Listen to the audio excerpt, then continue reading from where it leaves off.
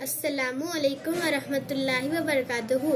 My name is Musfira Arfat. My father name is Nasir Khan.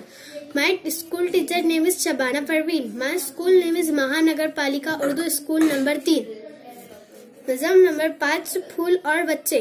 खिले हुए हैं बाग में देखो रंग बिरंगी फूल, लाल गुलाबी उदे नीले पीले पीले फूल, जैसा उनका रूप सलोना वैसा उनका दिल, तन के भी है उजले उजले मन के सच्चे फूल, रात को शबनम आकर उनका मुंह धो जाती है, सुबह सवेरे यूं मिलते हैं भीगे भीगे फूल, दोनों ही भोले भाले हैं दोनों हैं मासूम, नन्हे मुन्ने बच्चे हो या रंग बिरंगे फूल, घर आंगन बच्चों से ऐसा रोशन रहता है, शाखों पर जैसे खिलते हैं प्यारे प्यारे फूल, बच्चे खुश है झूला डाल के अपने आंगन में, शाखों पर भी झूल रहे हैं हौले हौले फूल। अस्सलामु अलैकुम।